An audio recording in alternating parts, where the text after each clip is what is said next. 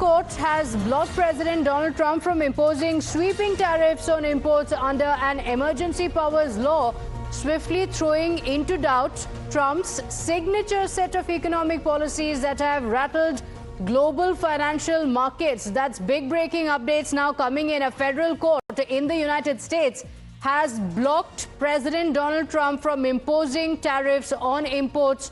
And this puts into question the economic policies that Trump has brought about that has sent the global markets into a tizzy. Srinjoy continues to stay live with us. And Srinjoy, there has been a lot of concern over the tariff set by Trump. It had been changing. One day it would be 1%, next day it would change to something completely different. And it had an impact in global markets. Across the globe, we saw the impact. What does this ruling from the federal court mean? Does this mean that the tariffs that have been imposed on the countries have been halted for now?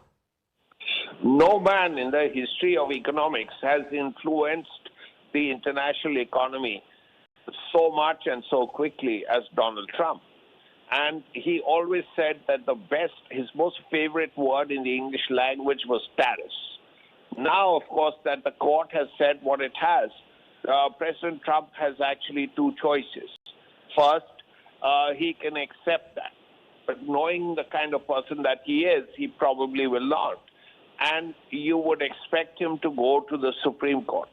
Now, the Supreme Court is packed with people who have very right-wing views, and they could well be supportive of President Trump.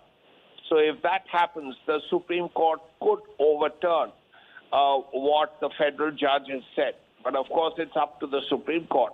Those 9 people, the 9 justices in the Supreme Court, they will decide how this will work if the president decides to go to court. We don't know how the president will deal with this. Will he go to court? Will he do something else? Will he take another executive decision? So all of these things will have to be decided by President Trump, and fairly soon.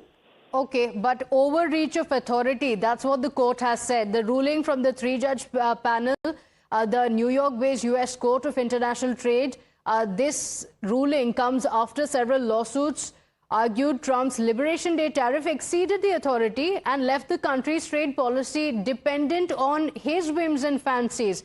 And this is the reason why there were a lot of concerns. Srinjoy, thank you for joining us with those details. As we shift our attention now to more breaking updates coming in, the U.S. will begin